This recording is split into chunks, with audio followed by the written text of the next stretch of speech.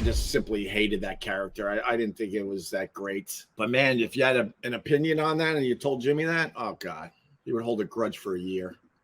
A fucking year. The old saying, as long as you're not hurting yourself or others, then do whatever the hell you want. Did you just out Jimmy? I didn't out Jimmy. Bobby, can you go? I don't want people like you. So you're either going to be cool or not. Who cares as long as he's not being Uncle Paul? Well, that would fall into the hurting others category, sir. And it hurt me because I just simply hated that character. I didn't think it was that great. Most of his comedian friends didn't think it was that great, but they, for whatever reason, they didn't have the balls to call him out. So when everyone else was like, this Uncle Paul character is really creepy, it's not helping build an audience. It hurt the show. It was funny a few times, but sometimes it was way too much. I mean, that's what I thought. But man, if you had an opinion on that and you told Jimmy that, oh God, he would hold a grudge for a year. A fucking year. His grudges lasted a long time. The whole Uncle Paul thing, I hated from the jump. I played along, I tried to, and I'm like, this is fucking creepy. It's making our show just more in the gutter than it needs to be.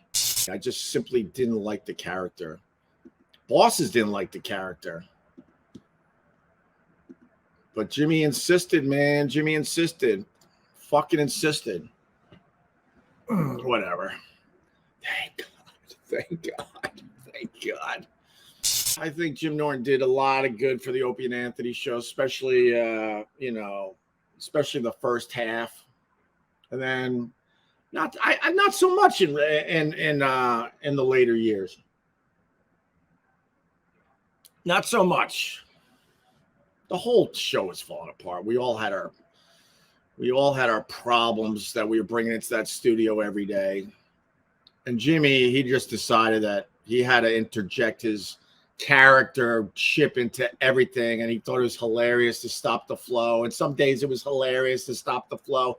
But then it was like, holy shit, he's going to do this every single fucking time. And I think that really did get in the way of the success of the show, if you want to know the truth. When he first started doing some of those characters, and he would pepper them in, yeah, it was kind of cool, and it worked. But then he insisted that he would force that character into every single thing we were doing. And it's another reason I just started tapping out more and more, man. I was just like, what is happening to our little show? What is happening? This guy's babbling. He's got multiple characters coming out of his head. I don't even think this is like a bit. Then I got the other guy who's hung over, yelling and screaming about black people. And I'm sitting there like, I don't want this. And I had my own issues on the show, of course. And I have talked about some of them on the Opie Radio podcast, of course.